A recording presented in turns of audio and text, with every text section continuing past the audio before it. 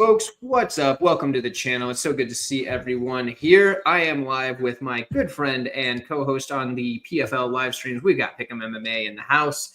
We're going to be breaking down the entire PFL semifinal card. It is the welterweights and the featherweights is what it is. So going to be a good time. Going to be a fun card. We're going to go through all the fights, talk about each individual matchup, and we'll give you a little parlay at the end. And I know that everybody likes the parlay. Pickem, how do you feel about this card? I feel pretty good, man. It's Thursday card. I normally prefer them on Friday, but it is what it is, right? I don't know why they do them on Thursday. But I'll be watching. I'll be live for this card on Thursday. I'm probably going to do a live stream, depending on how the day goes for me. So, heck yeah, dude. Yeah, can't wait. I think, isn't there like a couple of other cards on Friday this week that are pretty big? So that could be why. Like there's what, LFA and like I think LFA, but LFA cards are really not that great this week. Right. But on paper, I guess that could be the only thing I can think of. He looks like a vampire. He's probably not wrong. The sun coming through, I think. It's like the sun is like setting right outside the window here. So I look like it's really sunny here, bro. No, it was raining earlier all day. And finally the sun came out in the evening. Yeah. Yeah, I even got the curtains like pulled, but like it doesn't matter. Like it's still like nothing I can do about it. So you just have to see like one side of my face all weird and I look really pale, but that's okay. And why is the line dropping? That's a great question. Probably because that last fight. That's actually true. I think the recency bias. That makes a lot of sense. So StreamYard. Okay, I'm gonna. Is that the guy from Dogger Pass? What's his name? The photo is in the picture. Yeah, yeah. That's actually hilarious. That's funny. Yeah, Dixon's been waiting for this live stream. He on my UFC breakdown. He was like, "Where's the PFL live stream?" Yeah, we always do a PFL live stream. I mean, yeah, Tuesdays, brother. We're always here on Tuesdays. One thing I want to do. So I'm going to try this out now. I'm going to count on the chat not getting out of hand, but there's a new feature on StreamYard that allows comments to pop up live. So yeah, I've seen that. I noticed that too. We're going to see what happens with this. I don't know if we can make it any bigger because that's really small. That is what she said. My wife just chimed in from the other room. But we'll, there we go. So that's going to scroll. Okay, cool. Well, we're going to try this and we're going to see how it goes. And I do appreciate Dixon saying he'll keep it semi-civilized. Here we go. That's right. Let's go, Grammy. Things are about to get really wild. Okay.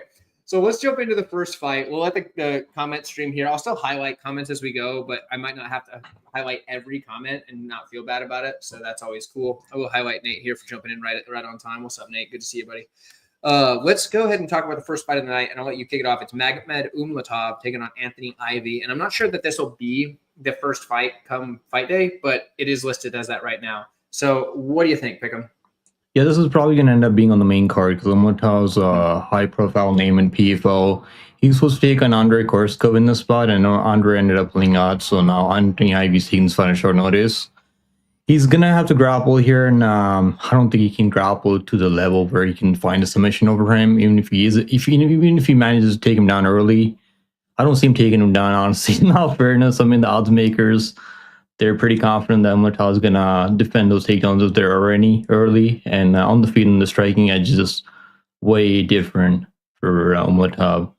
I think he finds the first round KO. I think he's gonna find a finish here because he was supposed to fight Logan Stoley, remember, a few months back, and then he missed weight, I think. So hopefully he makes weight this week. That's something to keep an eye on. But even if he doesn't, I mean, he's still gonna win. I don't see him losing to. I did pick Anthony Ivy. We cast on him as underdog in his last fight, but that was just a different matchup, easier matchup for him there. Yeah, he's actually undefeated in the PFL so far. So Anthony Ivy. Yeah, striking defense is really bad. If you watch him fight, it's super hittable, and that's going to be a problem against Umlatov. He's very much a killer be killed kind of guy because like if he wins, he's finishing you. I'm pretty sure he has 100% finish rate. I could be wrong about that, but I'm pretty sure all of his wins are finishes. But like, dude just goes out there and I'm gonna pull up the lines. I mean, did they drop totals on this card yet? Yeah, they did. Why is it not pulling up? That's a great question though. What's the set out? 1.5 or 2.5? 1.5, yeah. Okay, yeah, I was like, it's probably 1.5. Yeah, I think I would probably lean towards under 1.5. Probably, yeah. Yeah. Yeah, because I mean, like, under 1.5.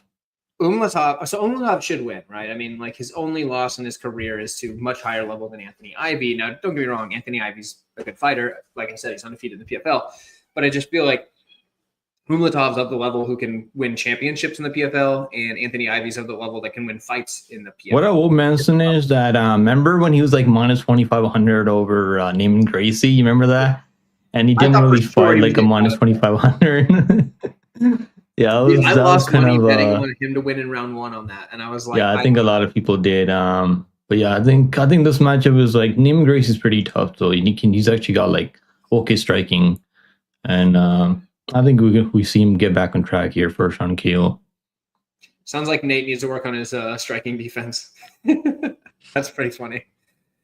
Oh, good stuff. The other Nate's dropping by. Look at that. He's a channel member. If you guys ever want to jump in as a channel member, you get cool emojis, and occasionally I'll give you a video early, but not much else. It's cheap. It's like $2.99. But Nate Brown, my dude, jumping in. Let's go, Nate. Let's go. That's my guy. But yeah, I agree. Umlatov should win this. Under is probably how it goes. He's actually minus 2,500 now, Grimy. He's actually like the line. People are still parlaying him. Yeah, minus 1,400. There's just no value for parlaying at that line. I'm seeing anywhere from like minus 17 to minus 2,500. There's a minus 1,200 out there somewhere. Oh, BetMGM. That's wild. If they drop the props like ITD, maybe look at that.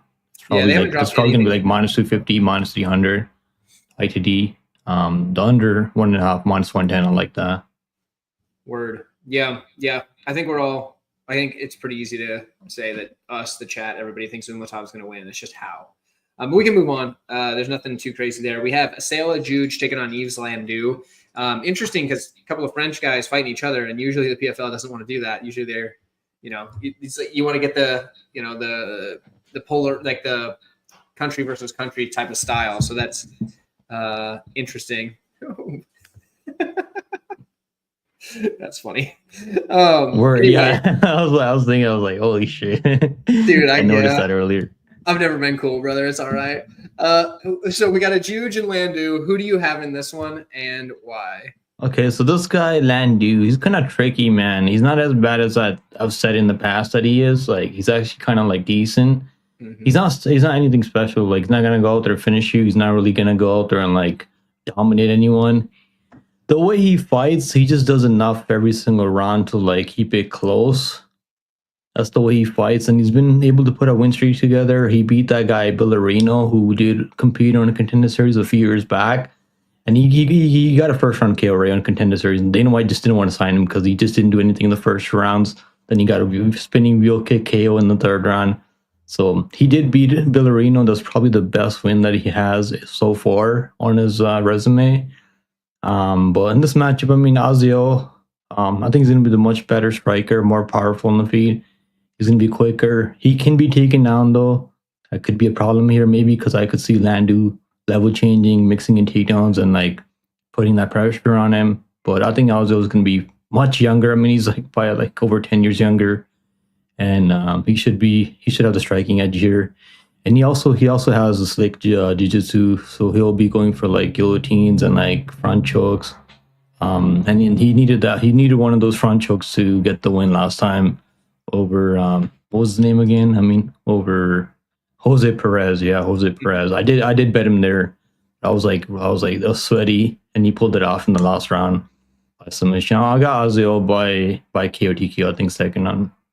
Yeah, I'm actually impressed by the way, because when a Juge started in Bellator back in the day, he didn't have hardly any semblance of grappling whatsoever. And that's really come a long way. So I do think that's important for him here. But I've also cashed a lot of tickets on Landu as an underdog. So like part of me is like, dude, Landu's live. And maybe he's live. But man, I have a hard time getting to him. I really think that like for this matchup, I think it's a Juge's fight to lose. That's hard to say. I do think that this is a Asela Juge's fight to lose, though. I feel like there's only one book that has a line out for this fight so far, and it's at minus 260 for a Juge. I think that's fair. That's kind of wide. I mean, that's a little bit wide. I'd be like minus 200, I think. Yeah, maybe I don't know. It's hard to say because I mean, Because Ajuj he's is like much. -130 over Perez. I got him at like -130 over Perez.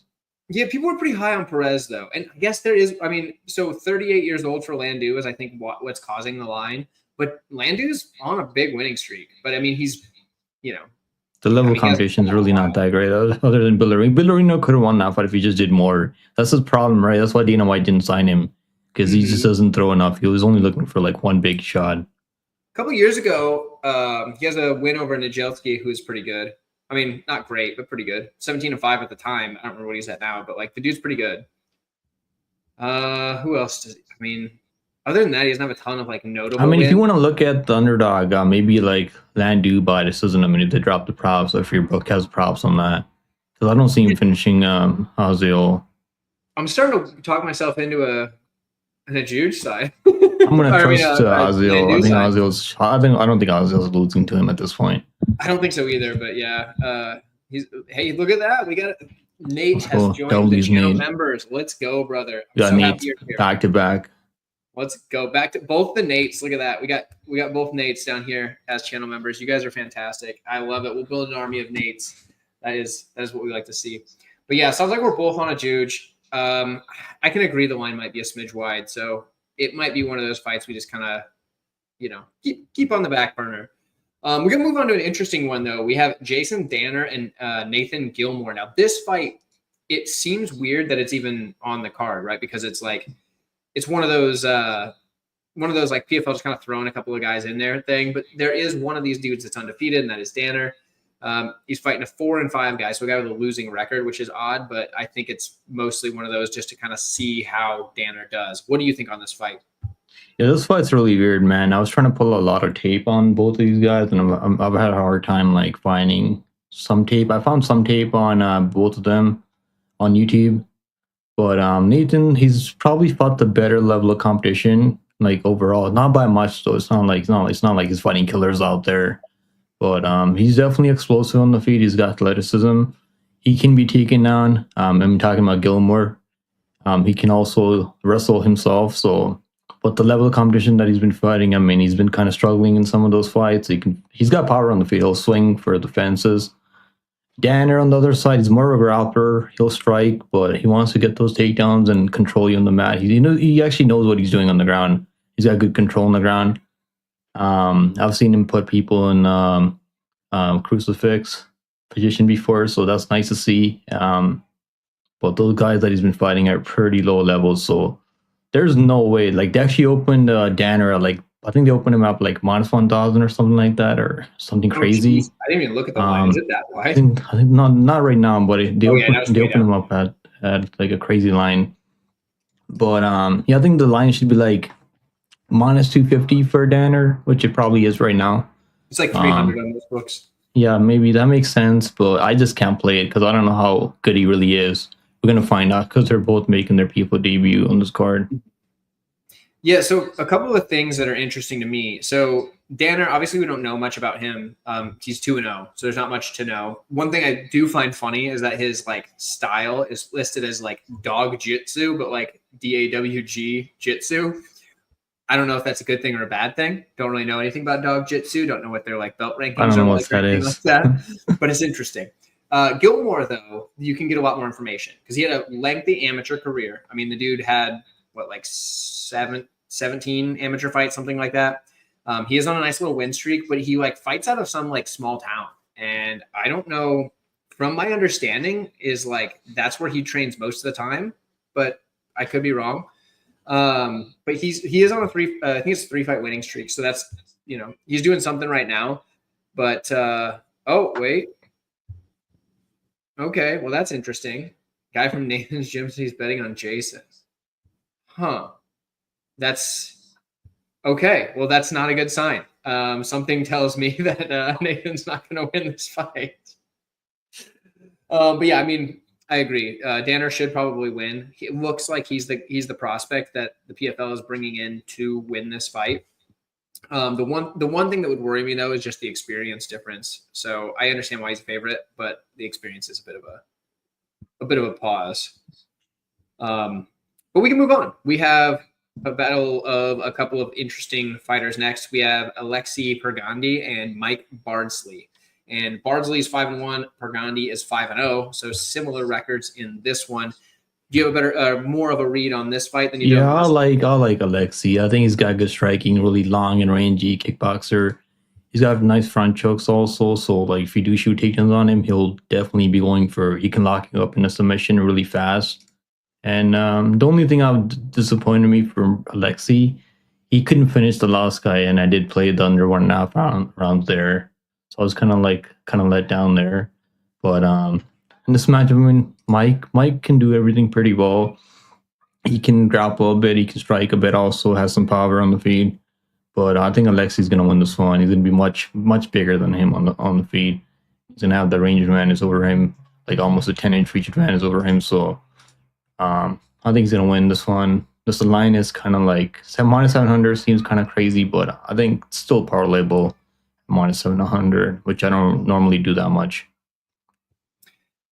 So yeah, and something that's interesting to add here. So for Perandi, or is it Pergande? Perandi, I think. Perandi. He like the reach advantage is ridiculous. I think he's got a 74-inch reach, whereas Barnsley has like a 66-inch reach or something like that, which that's crazy. One thing to note though, if you happen to be in the Buford, Georgia area, I do know Mike is a plumber. So if you need something taken care of, yes, that's good. Shout out to Mike if you need some plumbing done. But yeah, realistically, I think Alexei's this side. He's looked pretty good thus far. I mean, he's been fighting in PFL now. Like he's got a couple of fights in PFL now, so that's good to see. Mm-hmm. Yeah. What is he? All 5 of his wins are in PFL, right? All of his career record. Yeah. Aside from his amateur fights, obviously, but in this one here, Bardsley is like 0-1 in the PFL. His one loss is PFL. He lost to Jerker, which isn't honestly that bad, but still, right. Yeah. Sometimes sometimes it like looks weird on paper too. So, but anyway, yeah, I think we're both on the Perandi side. What's the line set at? I mean, the under 1.5. Let me see. Under 1.5. See. Or 2.5, maybe. It's 2.5 rounds. Okay, this time they set the line at 2.5 rounds. I would lean toward the under 2.5 rounds. In the under 2.5 rounds. I could see it going over. I could see it going under. I could see it going over. Because Mike was knocked out in his only loss, but I'm pretty sure Burgundy doesn't have any knockout. He has power on the feet, but he goes for submission when he has people hurt. Mm-hmm. Like he'll go for the club and sub. Yeah. I'm gonna lean for the under. I think it goes under. I just want to see violence. I mean, maybe that's why. I just want to see people get knocked out brutally. I'm usually an over kind of guy. I like to bet overs. I hate betting overs. I only bet overs in women's MMA. Like I'm betting the over in that Rose fight. Rose and because I don't see that one finishing ITD. Heavyweights are the key for the overs because they often sometimes you can bet the over 1.5 rounds. I like betting the over 1.5 round in Boudet fights. You know Boudet. Yep. Dude, usually that fight goes when he's fighting. Yeah. We got Grimy going to BKFC. Dude, BKFC events are. Yo, I want to go to a BKFC win. That would be so crazy. BKFC is so much fun. Like I've been to BKFC a few times. They are a blast because they come to Omaha often. How much are the tickets for BKFC? How much do they go for normally? They were like $45 when I went last. Wow, that's it. Like they weren't bad. I mean, you could get like front row for more, but like they were like $45 for just like. That's crazy. You know when the UFC comes over, the tickets for like $800. Oh, for sure. Yeah, they're a lot. For the worst, like nosebleeds. Crazy. I'm sure they were more for like their big event, like Knucklemania or whatever. But like when they're just doing like a random like fight card. I stopped watching BKFC since like Mike Perry isn't fighting there anymore because it was so much better. Yeah, see, Grammy got it for 85, but that's like those are probably pretty good. I also usually get the hookup because I got some like friends in the athletic commission here in Nebraska, so like they just kind of hook you up with some good tickets. But either way, it's always nice to get to go to the BKFC cards. They're so much fun. But let's move on here. Our next one, oh man, Mahmoud Burkimov versus Kendley St. Louis. Man, after Burkimov's last fight, people have got to be down on this guy. But what do you think on this one? I mean, that was just a bad matchup for him. He couldn't take him down, and on the feet, obviously, he doesn't have the power like Tadjine has. So that was just a bad matchup for him. I knew that was going to be a not a good matchup for him there. But this one right here, I don't think Kenley has a striking like technique to like land those same shots that Tajin was landing on him, and he can wrestle. Like Kenley's kind of like, I don't think he's like, I don't even know if I would categorize him as a striker or a grappler because he wrestles a lot. He goes for takedowns almost every single fight. He'll like wrestle. Not really much of a finisher on the ground. So I don't see him taking down Burkimov or controlling him on the mat. Burkimov is going to be a much better kickboxer, and I'm not really worried about Kenley knocking him out on the feet. So I'm gonna have to go with Burkimov here. I think he wins. I think if he didn't fight Tajin, he'd probably be like minus 400 here or like minus 350. Even though Kenley's coming off some wins recently, like he's on like a 7-5 win streak, but 7-5 win streak. The level of competition is really low level. Yeah. I mean, he's been out there getting the wins, but like you said, it's not the same level of competition. So I get that, but I think Burkimov by decision. I don't think he's finishing this guy because he just doesn't like press on the gas enough to like really chase the finish. Yeah, and like I mean, like Meatball said, it's not like Burkimov was doing bad. He was doing pretty good. Like I was nervous because I had money on Tajin, so nice. I was happy when he knocked him out. I look forward to talking about his fight later. That's an interesting one. But yeah, for this one, I agree Burkimov should win, but I'm a little worried because I think like, oh, you know, Burkimov sucks or anything because he got knocked out. The reason I'm worried is he got knocked out only a few months ago. Like that's the thing. I mean, but like he got knocked out by Laurent Larkins and he came back. He was able to bounce back. So those guys are like, they're really good for PFL standards. Yeah, like right. Just like there, like Hayden says, yeah, sometimes he's a chin open and gets bonked. Subs him in round 1 would be interesting. That'd be wild. If he wrestles, like, I'm not sure. Can you like take this guy down? Probably. Like he's got really good control and grappling, but he doesn't shoot takedowns enough. Though I feel like he's gonna just keep it a kickboxing match at range. Just do enough, like just outpoint him. Yeah, and I mean, let's see, because he beat. So like, who would you say Burkimov's best win was? Would it be Ray Cooper? Yeah, it's gotta be Ray Cooper, I think. And he barely won that. Yeah, it was close, but and Ray Cooper's hit or miss. I don't know. And that I don't know. Yeah, I think he still wins. I do think so. I think he's pretty good, but I also am worried. I wouldn't. Kenley, he barely beat this guy Colin. Like I don't rate highly at all. Right. Like he was getting lit up on the feet in moments. So I just don't think he's got the technique to knock him out, and I don't see him like finishing him by submission. Yeah. Okay. Yeah, I'm starting to feel better about it. Maybe I'm just worried that he just gets knocked out again because it's been a couple of times now, and it's not been that long ago. I mean, that was 2 months ago. Though you have the right to be concerned. Yeah, 2 months ago. That's all it was. Like that's way too recent. Like you should hardly even be back to like sparring hard at this point, let alone getting another fight. But yeah, it's all right. We can't. What's the over? What's the over and under? Let me see. Over and under. It's a 1.5, I think. I think it goes over 1.5 rounds. I assume so. Let's see. Over 1.5 is minus 225. I could see like St. Louis, like what's the name? Yeah, St. Louis mixing in takedowns and trying to like push the wrestling heavy game plan. And Burkimov's not really gonna like just go out there and like starch anyone. He's gonna sit on the outside and just kind of like kickbox, score point, deep kick to the body, leg kicks, spinning kicks to the body. Like he does a lot of that stuff. Yep. Yeah, he likes to be all the way out. Yeah. So yeah, Burkimov's aside for us. Let's move on. Joseph Luciano versus Sarek Shields. 6-2 for Sarek Shields and 10-3 for Luciano. Who do you have in this one? You have Joseph Luciano. He got wrestled by Logan Stoley, which is not bad at all. I mean, Logan Stoley is one of the better wrestlers in PFL right now. And he has wins over, like, when he fought, all the losses that he has are guys that are, like, UFC level. Like, McAuliffe just won his UFC debut, where Kevin just said he lost to Carlos Pratt. He's top 15 in the UFC right now. And none of those guys are able to finish him. So he did get out wrestled there, but his striking wasn't looking too bad against Stoley.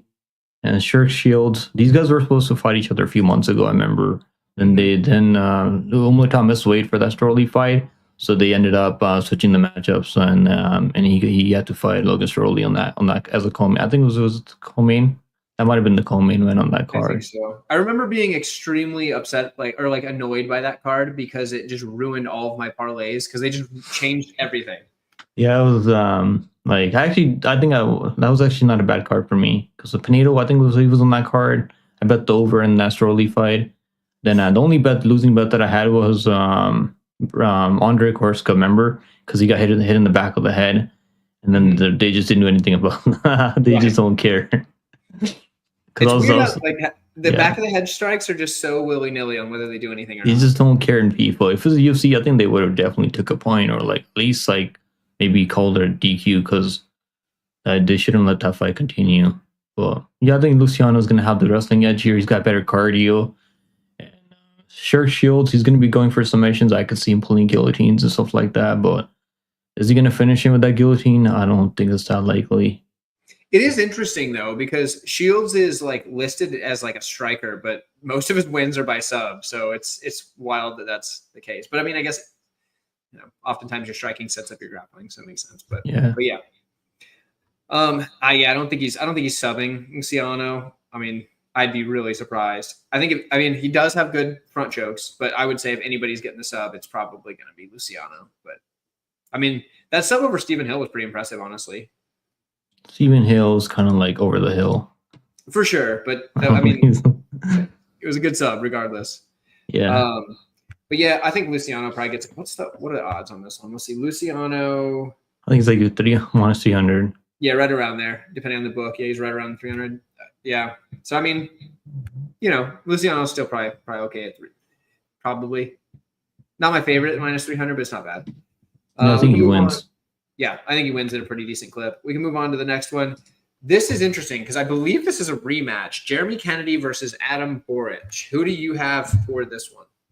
Yeah, so I know this is a rematch. I was trying to pull up their first fight, and I just can't. I can't find anywhere on YouTube. Normally they post all their fights on YouTube. I'm in the PFL, but I just couldn't find anyone. I don't remember. Maybe I've seen this fight before, and I just can't remember. It's been so long. So right. It was not recent. Yeah, it was a couple years back. I think it was 2018 or maybe it was 2019, maybe. 2021. It was 2021. Yeah, I just don't remember it. So long ago. They have so many fights in PFL that it's these guys fight over and over every year, every couple months. So I feel I just don't remember this fight at all. But yeah, obviously Kennedy's coming off that war with Hablaya where he almost finished in the first round. Then Hablaya almost finished in the second round. Then Hablaya just kind of controlled him in the clinch in the third round just to get that nod by the judges. Even then, a lot of people think that he won that fight over Hablaya, which I was happy to give to Hablaya because I did parlay him at -600. Absolutely disgusting odds on that. But yeah, so I think stocks kind of went up from that loss to Hablaya. Boric, on the other hand, he took on Pedo. And he was almost a Pickem with Pedo, which is crazy. I mean, I just couldn't believe all that money coming in on Boric over Pedo. It's the way Boric wins, he's a patient, controlled, sit on the outside kickboxer. He'll counter strike you. He's not really gonna just brawl it out with you unless he's fighting Barzilla. I mean, I think his name Barzilla or Barzilla, who's a former bantamweight. He went to war with him. Well, Boric, I think his striking is probably better kickboxer. He's gonna land a ton of volume here. Kennedy's definitely dangerous though, so I haven't played anything on this fight. I wanna find that first fight. I wanna see how they how that first fight went exactly. I know Boric's won that fight, on Topology you can see, but I wanna watch it and see exactly how that fight went. So maybe if I can find it somewhere, or if you guys know, let me know in the comments. I'm gonna go with Boric. And not well, but I do remember feeling at the end of the fight Boric was the clear side. I think this is the Boric fight for sure. Not for sure, but I mean, I feel this is a Boric fight. I know. I think Kennedy's gonna have moments early in the first round, then I think he's gonna kind of slow down like he does normally. Because even in that Pedo fight, remember the Pedo fight? He was winning the early round, then he slows down later. Yeah, and Kennedy's tough too, and he probably should have beat Hablaya, but maybe. I mean, it was close. It was. Hablaya came back after a layoff, so maybe that has something to do with that. I'm not looking that great. Yeah. So, yeah, I'm not. That's tough, but I do think Boric is going to be obviously the better striker. I think the grappling is going to be good enough for him to stop most of the takedowns. He might get stuck against the cage at times. Who's going to wrestle, you think? You think Kennedy's going to wrestle? I would hope he doesn't really wrestle at all. I mean, I don't remember a time ever seeing him wrestle. He's going to get outstruck if he just tries to strike with him, though. So I feel like he's going to have to like knock him out early if he can. Like, I don't think he has the power like Pedo, though. Yeah, he doesn't have the chin like Pedo either. Boric is just better of a striker than him is the thing. I think Kennedy does have some sort of grappling background, does he not? I don't remember. Was it like jiu-jitsu or something? I think he's got a jiu-jitsu background, but yeah, like he's he's a legit black belt from my understanding in jiu-jitsu. But realistically, like he needs to grapple to beat Boric, I think, because Boric is going to be the better fighter. So. Yeah, or the better striker. So for me, I gotta go Boric. I think he wins. I feel like his grapple, like takedown defense is good enough for Boric where he can like keep his standing. Because Barzola was trying to like take him down and he couldn't like hold him down for extended periods of time in that fight. Yeah, I mean, Glenbot's pointing out like Kennedy's grappling could definitely help him win minutes here. I just think Boric is going to be too good for the defending. I think it goes over 2.5 rounds either way. I don't see them finishing each other. Most likely. I don't think I see them finishing each other. Yeah. I mean, Kennedy doesn't get knocked out very often. And I mean, either just Boric really. So, I mean, Boric's only lost 3 times in his career. So obviously he's not getting knocked out a lot. But I guess technically Kennedy's been knocked out 3 times. But let's see. Recently only, not really. I guess Patricio got him, but that was a while back. But either way, that was like a standing TKO, dude. Like a bit of a standing TKO. His chin's not that bad. Right, dude can take a punch. That's for darn sure. So, yeah, Boric is a side. You know what's crazy? They both have wins over what's his name? What's that guy's name again? He's in the UFC now. If I can remember. Pico, yeah, Pico. Oh, yeah. But yeah, Kennedy's win was kind of a fluke. Yeah, because Pico got injured. Yeah, and still you couldn't finish him. I was like, what the hell? Come on, bro. This guy's got one arm. Yeah, I think. I mean, Boric's win over him was clean. I think Boric is like the real deal. Yeah, he hit him with a flying knee. Got him perfect. Yeah, bro. Like I'm not gonna pick Pico anymore. And then in the UFC, I just can't. After Patchy Mix, I just can't do it anymore. These guys, they struggle so much in the UFC. It's crazy. So, and that's something I want to mention that actually. I think it's a real thing when you like the UFC jitters. It's so different. So I think like Mix will look better in his next fight. Kind of like most of them do. Like, I mean, like Eddie Alvarez went on to win a championship in the UFC. I mean, that was like back in the day. I mean, but you're right. But it was like, I mean, mid 20-teens. But like, so I mean, these guys like when they come over, oftentimes their first fight is not the best. But maybe that has something to do with it. Like I don't know how Pico's going to do in his first fight, but he'll probably do better. Yeah, and like Pitbull didn't look great. Pitbull's also. I picked Pitbull too. I picked Patchy Mix. I pick all of these guys because I believe in them. Let me down. Yeah, Pitbull was kind of like old though when he got signed. So yeah, Pitbull's what 37 or 38. I think he's 38 almost now.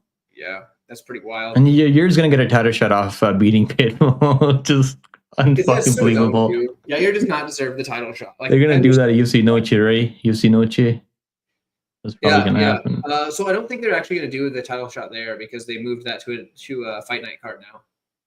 So Nate's right here about this one. Volkov is the only one that had. Volkov's been fighting for as long as I can remember. Like it's crazy.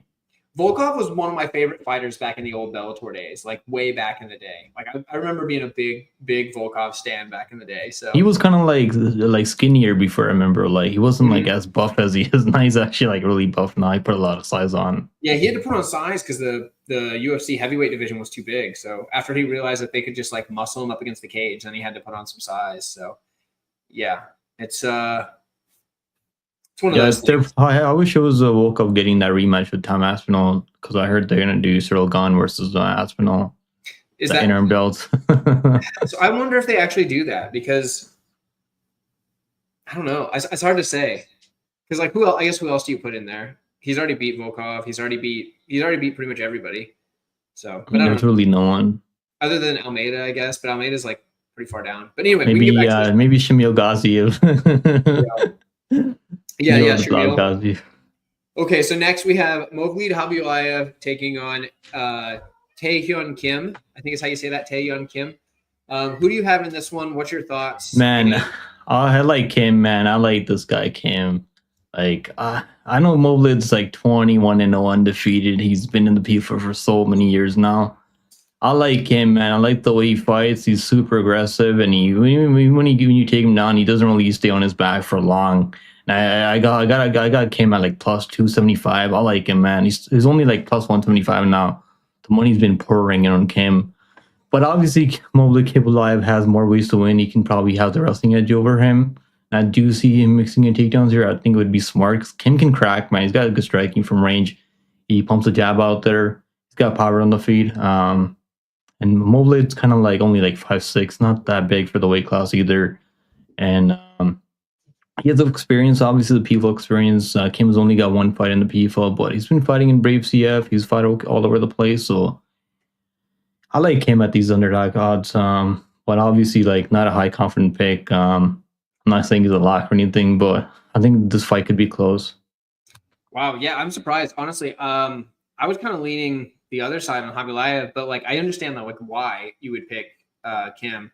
Because like obviously, so the judo background is going to help him out quite a bit as far as like keeping the fight to his feet or working back to his feet. Like, you know, he is able to do super well.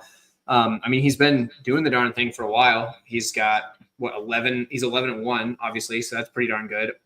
Most of his wins are finishes. Like the dude's tough. Dude's a killer. So I totally get that. Gosh, that's tough. As an underdog, I don't mind a shot on him. I just, man, I think I think he's gonna win. I don't know. I got a sneaky feeling he's gonna pull it off. That would be impressive. Cable Live's kind of like his striking defense is really bad, man. Even like not just because that Kennedy fight, even before that, if you go watch his other fights, when he's not finishing early, like by submission or KO, he's like super hittable. And he's only like 5'6", right? He's not that big, and his wrestling isn't that great either. Like some of these fights, it's not really like getting the takedowns right away. Like he was before the layoff. I mean, maybe he's gonna look better here because he's not coming back after a layoff. He had the fight with Kennedy. Maybe that's gonna. But I feel like Kim's improving still. Yeah, you make a good point. 5'11" versus 5'6". That's a. Ugh. You've got a good point. And I like how Kim's like he just doesn't stay on his back, bro. He doesn't. You can't like you can take him down. Like his wrestling isn't like that great, but like he's getting right back up, and he's like he'll like kind of like sprawl it out with you. Like you can take a shot. He's got a pretty good chin on him too. Oh yeah, he's tough. That's for darn sure. Oh man. Okay, now I'm starting to question it, but at the same time, I mean, ooh. What's the over/under set at? Let me see. But it's like Nathan Kelly's nowhere near as good. This is a big step up. Nathan Kelly, you were really high on him. I remember like the last fight, right? You were like, I mean, he's not that good. Obviously, that's Cable Live. That's true. He can't really wrestle like that. Yeah, that's a true. Big difference. But he did knock him down though on the feet, and Nathan Kelly's like dangerous early in the first round. He finished him in the first round. I think that's pretty impressive too. Yeah. Okay. I'm gonna. Here we go. We got my guy Korean John in there. That's right. Yep. He is cross training at the Fighting Nerds. That was someone else was mentioning that just a second ago too. But yeah, I mean there we go. He's taking Kim. But yeah, see the lay-in praise. That could happen maybe. That's where I'm at, man. Like I think even then I feel like he's gonna get tired if he like takes him down over and over because Kim's not just gonna stay on his back and just let him control him. Well, and like he is really good at that initial takedown defense, and then also really good, like you said, at fighting back to his feet. He'll use like leverage to just keep the momentum going and stuff like that. So you're right, man. You got me. Everybody else seems to be on Kim too. Oh man. All right, I'm gonna stick with what I'm at so far. I'm gonna lean Hablaya, but like the value's on the underdog. I totally get that. So yeah, and yeah, definitely it's going to be exhausting to hold a guy like that down. Okay, we'll see. We'll our next live stream. We'll have to come back to it, and you can talk about it. Right. Like to throw some. It's gonna be a fun fight. I think it's gonna be a really fun fight. One of the better matchups on the card. I think it's one of the more competitive matchups for sure. Because like, not to like, I mean, the next matchup I don't think is going to be nearly as competitive. It's Logan Stoley versus, hold on, Masayaki Kikui. Kikui, yeah. Probably butcher. Let me try. Okay.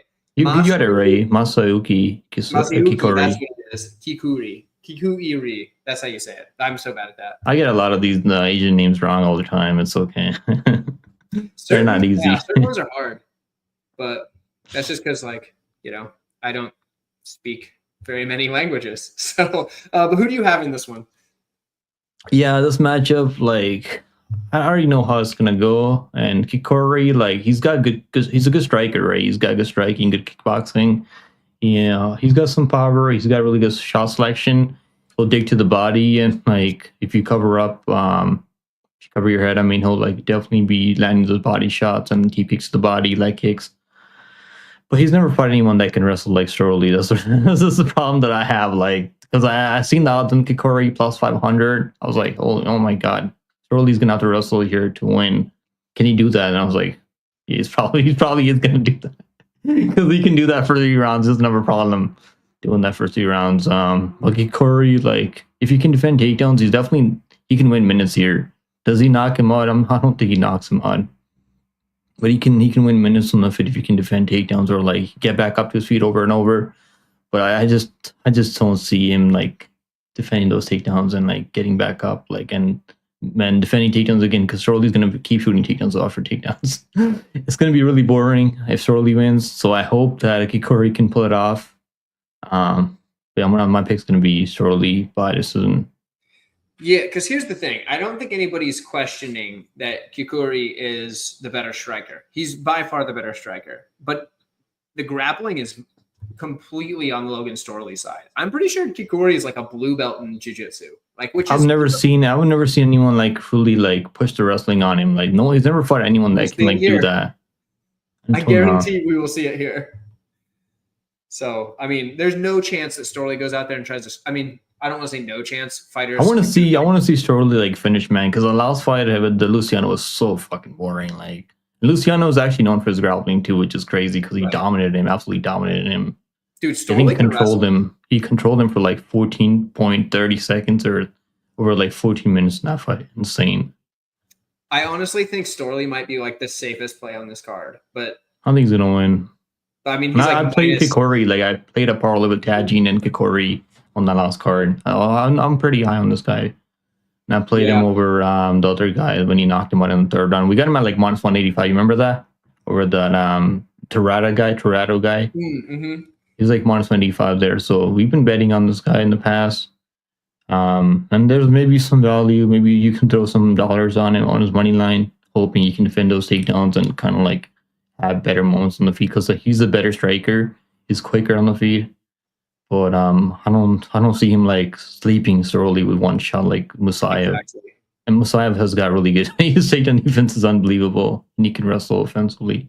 Yeah. I mean, getting knocked out by Musayev is I mean, like you can kind of give somebody a pass for that. I mean, outside of Musayev, I don't think he's ever been knocked out. His other 2 losses are decisions. No. Yeah, even that MVP fight. I mean, he's got good wins. I mean, doesn't he have a win over Buckley too? Like, or is that not him? Totally. I think he has a win over Buckley too, doesn't he? Or am I getting him mixed up? That's a good question. If he does, maybe not. Maybe I'm mixing him with that Page fight. He does. Page. Oh, he does have a win over Buckley. Yeah. What? I was like, I thought I seen it somewhere. I don't remember that fight. That was a long time ago. Obviously, Buckley would beat him in a rematch, but it's crazy just having that name on your resume. MVP on your resume, Buckley on your resume. I mean, all those guys are like top 15. Yeah. Both those guys. Yeah, he's got some darn good wins. Yeah, honestly, like I think Stoley is the side by like I think he's the safest play on the card. Like I understand laying minus 800 on a guy like just money line isn't exactly appealing, but I think Stoley and the over 1.5 rounds, you can probably get that money line all the way down like minus 200. Word. When you need to drop the props on that. Let's see. Yeah. Oh, yeah. Oh my god, that's the worst thing. That's one thing I gotta criticize for PFL. The pacing is just so brutal. Bad when there's a finish. Thanks, Henry. I appreciate that. That's very nice of you. But yeah, I mean the pacing for PFL, I agree, is absolutely the worst. Well, we can move on to the next one. This is a banger. Jesus Pinedo, Gabriel Bragga. Obviously, this is what the third time these two have fought. They're 1-1 against each other. Yeah, it's a trilogy. Insane. I think Bragga won the first, and then I don't think he did. I mean, he did on paper, but I don't think he did. Right. But if for the sake of the trilogy, he won the first. Yeah. Who do you have in this one, and why is it Jesus Pinedo? I mean, how can you guys pick against Jesus Pinedo at this point? I mean, all he does is go out there, finish these top guys in PFL. Like, he's not finishing bums, right? It's not like he's going out there finishing bums or like struggling against these top guys. And he's willing to walk through the fire. That's the one thing you gotta like understand, right? With Jesus Pinedo, he's gonna just walk through anything you're gonna throw it back at him. And like, if you're just gonna be a counter striker, like Bragga's a good boxer. But is he a brawler like Pinedo? I don't think he is. I don't think he's gonna be like willing to walk through the fire like Pinedo. That's where the difference is, right? And I picked Pinedo in the first fight over him. I picked him in the second one. Cast out huge over him in the second one by KO. And that was a sanity KO. Bragga is definitely tough though. Like, it's not easy to just knock down. Pinedo's like just hits way harder, and he has a better chin than Bragga. He can take shots better. And I was like, one thing I was wondering, the reason I didn't bet too much on him over Boric, because I was like, he won the $1 million. Like, is he gonna be that hungry anymore? And the answer was that he still is really hungry. He still is really hungry. He wants to win another $1 million. So yeah, give me Pinedo by KO again.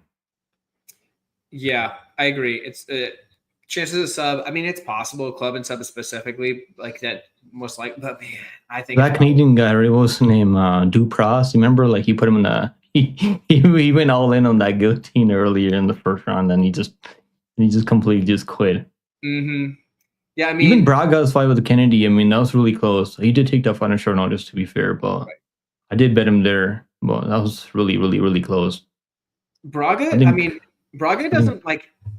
It's weird that he's like kind of looked at as like losing this fight almost certainly, because obviously they're 1-1 with each other, and Bragga's only other loss is a split decision to Kizriev. So it's not like, I mean, Bragga's good. So, but yeah, I think the side has to be Pinedo, but I'm not confident enough to parlay him up or anything. I'm confident, man. I'm actually confident in him. I did parlay him, yeah. Okay. With Malik from PFL. Oh, okay. I got Malik like minus I think 450 or like on Bedway. You can still get that line over there. Nate, I lean KO most likely. Pinedo. I think money line, just the money line in, bro. Yeah, just play the money line if you're playing it. But yeah, I mean, like if you're like, hey, give me a method, I would say KO. The dude's just out there slinging rocks at people's heads. I mean, even Boric's like he's never been KO'd before that. That was the first time we've ever got knocked out. Yeah, I'd say I'd lean KO, but it could be either. But I would definitely go that route if I had to pick. But yeah, I mean, it's gonna be a good fight. It's the fight I'm most looking forward to on the card as far as like what one has the most excitement behind it for me. But yet it's the co-main event, which is interesting.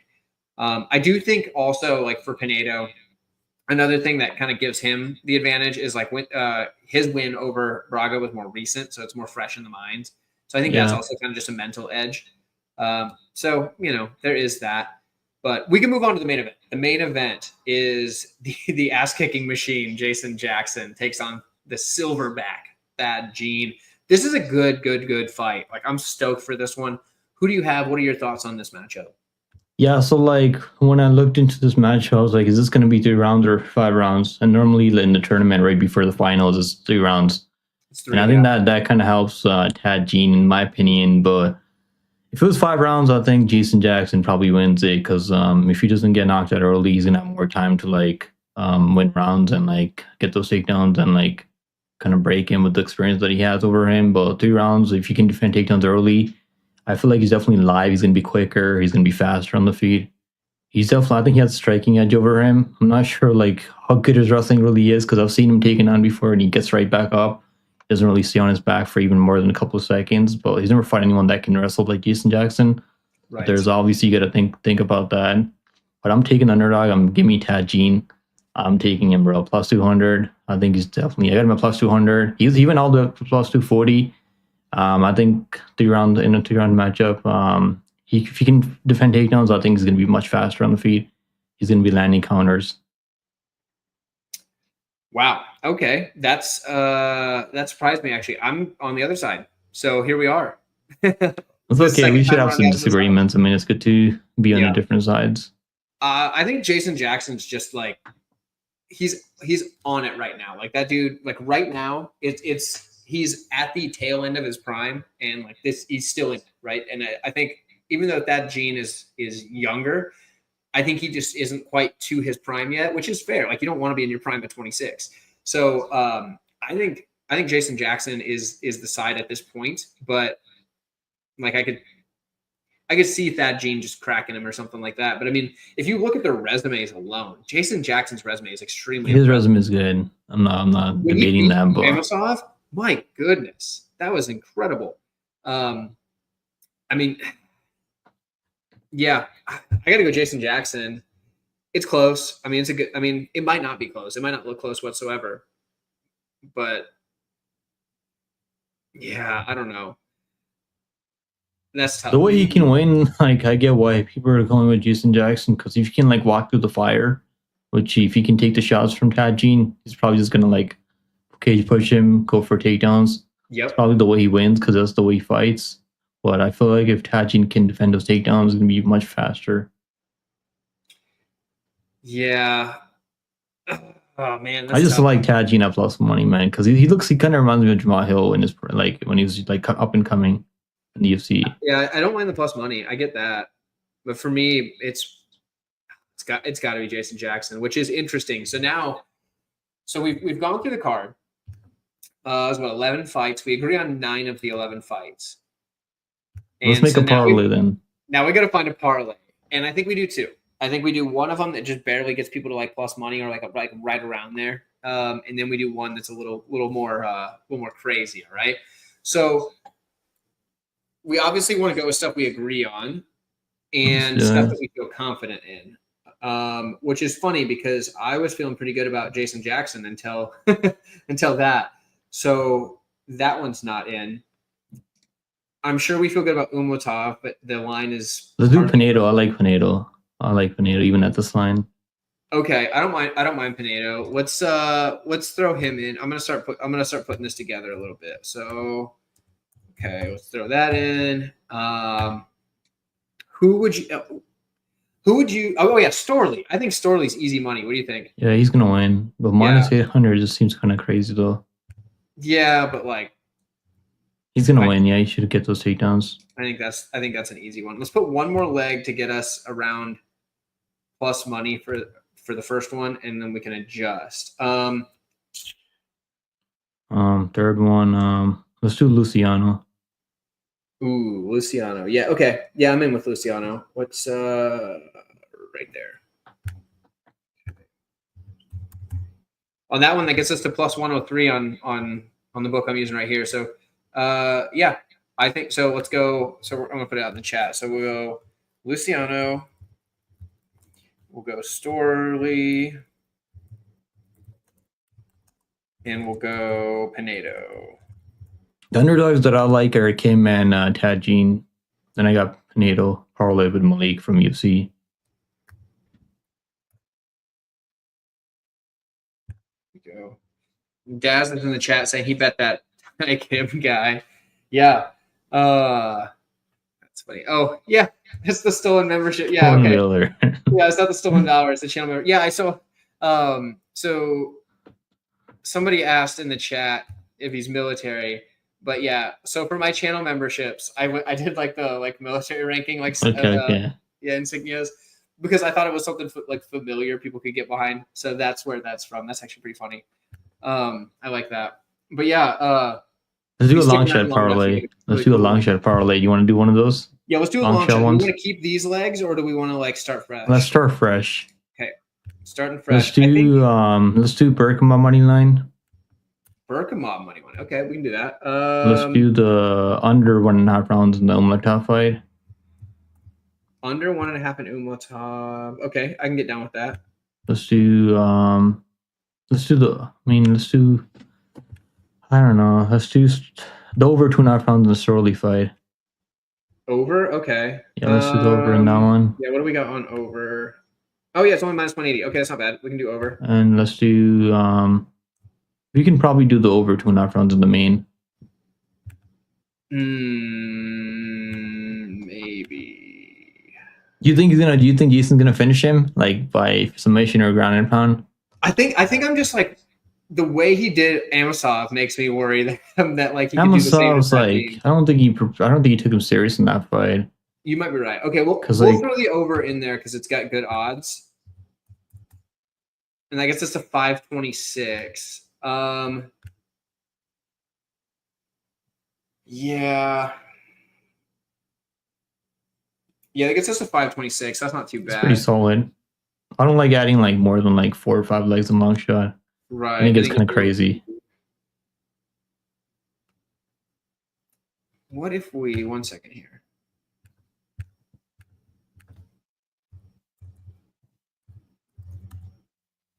No, it's not worth it. Okay, never mind. Okay, yeah. So what else we have? We said over 2.5 in Stoley. We have under in I lost it 1.5 in Umlatov. What else do we add? We had Burkimov money line, the over in that Stoley fight, and the over in the main event. Oh yeah, and then over in the main event. That's plus, what is that? Yo, imagine Kim versus Pedo. Kim versus Pedo, right? Because they're in the same bracket, or yeah, they are. That'd be pretty crazy, right? Or molded Hablaya versus Pedo. Who would win that fight if Hablaya won the fight and it was Pedo?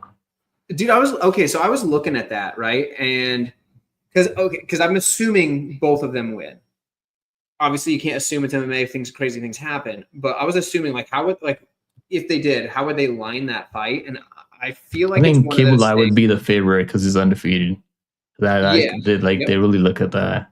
Well, and also the fact that like it sounds so stupid, but if your name ends in like a V, especially an EV or an OV, MMA, you do get like an extra tax on it. So which is better, OV or EV in MMA, which is like more intimidating?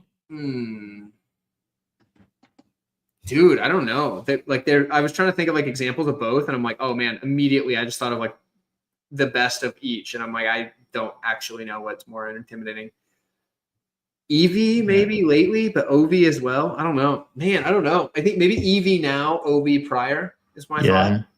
They're both pretty intimidating. I mean, imagine you're making your UFC debut and you're fighting an EV or OV. Dude, you better hope you got good takedown defense. This is the type of thing. We got, let's see, Caden's in here with Luciano, Boric, and Mavlead at plus 2. I don't mind that. I like Boric by decision, honestly. I think that's going to be plus money. Plus 130. I don't know why we didn't add Boric to our parlay. I think Boric is actually like a underrated play. Like, I mean, the line's not ridiculous. Best odds I'm seeing out there is like around minus 168, minus 170. I mean, you can throw him in there if you want. I mean, we've already came up with some parlays, but like, yeah, I think he might be a play you just play straight up, to be honest. I do think he wins. I think he's darn good, but I just hope all these fights stay on the card. That's my only worry. Dude, that is the worst. You never know with people till the weigh-ins. Things change. I mean, remember, like, they changed, like, I remember they changed, like, 5 fights on the card. a few weeks back. So far, this one's pretty good, but yeah, dude. Sometimes like the day of, they're just like, "Yep, we're gonna change everything," and they ruin it. But this card so far is good. Okay, if you had to pick one fighter on the card, regardless of the odds, that you think that you are most confident in to win, who would that be? Pinedo. You're more confident in Pedo than I'm anybody. confident in Pinedo than more than anyone on this card. Okay, I was gonna say Stoley. So what happens if we parlay Stoley and Pedo as like a bonus parlay for like our most confident? We got like we can do that. 800 and minus 260. Probably like minus 179 or minus 175. So minus 8, minus 260. Yeah, minus 179 right there. Dude, I might actually just play that as like a lay the minus like the 1.79 units to win one, and then that solid. might be my you solid. can also throw Malik in there. If you have Betway, you can still get him at minus 450 in Betway. I do not have Betway actually. Okay, yeah, you can still get him at that line. Well, there. The hard thing about where I live is in Nebraska, which is where I live. Online gambling is technically illegal. So what I have to do is I have to drive to the next state over to place my bets. So it's such a pain in the butt. Yeah, I can't. I would never do that. Like I'm too lazy to go drive and place bets like that. Yeah, I mean it's not very far, honestly, because like I don't know how familiar you are with the geography of Nebraska, but I live in Omaha, and Omaha is like on the border, right? So it doesn't take very long. And like sometimes, like even for work throughout the day, I cross over the border. Like earlier today, I went over to Iowa. Is it cold over there or is it hot over there right now? Is it what? Is it cold or hot? Oh, it's hot. It's super hot right now. Okay. Let's see. It was like 86 today, which is what, like right around 30 degrees Celsius for you guys. 86? What the hell? Yeah, it's hot. It was hot today. That's crazy. And the UVs were super high too, so it was brutal. I was working outside most of the day. How far is the drive over to Iowa? No, it's like 10 minutes, 15 minutes. Oh, you live in Iowa? What's up? He lives in Iowa too. What's up, Caden? See ya. Did you watch that? Did you go watch that UFC card live? UFC Iowa. Oh, Des Moines? No, dude, the tickets were ridiculous. My buddy wanted to swoop me up a week ago, but I was like, the cheap tickets are like $650. Yeah, that's pretty crazy. And like, as much as I would like to go, you get a better view when you watch it from home anyway. So for $650, like screw that, man. So I didn't. So, but like, it's fun. The last time I went to a UFC event live, I think the main event was Justin Gaethje versus James Vick. So that was a long time ago. That was a long. There we go. You and me both, brother. I mean, I didn't have so much money, but I definitely did bet on RDR. I bet him live. In like the first round, and I think plus 110, plus 115 when I saw him breaking Bo Nickel. Nice. Yeah, I bet him pre-flop even. Like I was because they still had plus money before the KO. They just weren't moving the lines enough. Like that was insane. Do you think he beats? Do you think he beats what's his name, Whitaker? The Ritter. Man, I don't know. I think he could, man. I feel like he could. He's gonna have better grappling than him. I haven't done the deep dive yet, but dude, the Ritter's good. People don't give him credit. Everybody wants to say, oh, he's goofy and stuff and like whatever, but like he's good. If you look at that dude's only loss. Yeah, I watched that Malakin, right? Malakin. Juice box. Yeah, the guy is like huge. Yeah, like that dude's back is bigger than a freaking turkey platter. You know what I mean? Like he's huge. So I mean, it's whatever. I mean, but I think the Ritter's legit. I think he can. I don't know that he wins the title in the UFC, but I think he can compete at that level, like in the top 5 for sure. So, yeah, I mean, if he finds Whitaker's back, Whitaker's in some. Yeah, I think it's probably going to be over soon if he does. And I think he could. Yeah, absolutely. Okay, guys. So if you checked out all the parlays, we put them out there. The one that I think is actually the best parlay was one we didn't give out until the end, and that was Stoley. Pedo and Stoley, I think that cashes. Yeah, Stoley Pedo might be the parlay. I think I'm just gonna play that right after this. I'm gonna lay the juice on it to win a unit. I think that's my thing. I'm gonna make my little trip over there, or I'll do it tomorrow. Actually, I just gotta drive. Maybe I'll do it tonight. We'll see. Because I do have to go to Iowa tomorrow for work too, so it should be fine. But either way, I'm thinking that's a hit. That's the money right there. But chat, thank you guys for coming. We're gonna wrap this sucker up. We've had a good time. You guys have been lively in the chat. Everybody kept it fairly clean, thankfully, for the little like thing we have on the screen here where it's showing the comments. I thought that was gonna get out of hand. I was mistaken. So I appreciate you all. But with that, Pickem, tell everybody what you got coming up this week. Tell them if they can catch on one of your fight companions. Yeah, I'll be live on Thursday for this card. So if you guys want to come hang out and watch the fights, and we have a lot of fun in the live stream. So hopefully I see you guys there. Absolutely. Yeah. Pickem's always a good time watching his live streams. To be honest, like half the time I have to catch the PFL cards the next morning, but like, you know, when I'm driving, I'll like I'll just pull on like the audio of Pickem doing his live stream, and I'll just kind of listen in and see where everything's at. So it's always a good time. Pickem is the GOAT. That is absolutely true. Definitely the GOAT. So, but anyway, guys, that is it for me this week as far as content goes. But I might potentially be over on DFS by the Numbers channel doing best bet this week. We tried to do it last week, but my schedule sucked. Did you enjoy that 316 card? Like, it was pretty good, right, for Marab pay-per-view. Yeah, I mean, I enjoyed watching it. There was some. I had money. I'm an idiot and put money on Pena, thinking like she could survive, but like, you know, outside of that, Kill is a man. There's no way. I still think Nunes beats her up. That's just me. I think Nunes is just leaps and bounds ahead of everybody else. So if that comes back, what's the parlay again? We put out a bunch of. Okay, hold on. Okay, before we jump off, I'll throw up a couple of parlays right quick that we had. So here was the like crazy degenerate parlay that we had. That one was ridiculous, but good hit. And then here was like a little like safe kind of like whatever. But the real parlay, the one that you really should do, is Luciano, Stoley, and Pedo. Or Luciano, take him off. Just go Stoley and Pedo and play that one. That's my most confident pick and Pickem's most confident pick on the card. I like this one too, Luciano, the 3-leg parlay, Luciano, Pedo, and Stoley. I think that cashes. Absolutely. I think that cashes too. But I think it's the 2 legs even safer. But again, thank you guys. I appreciate you all tuning in, and we will catch you all down the road and as we awkwardly wait for the stream to end.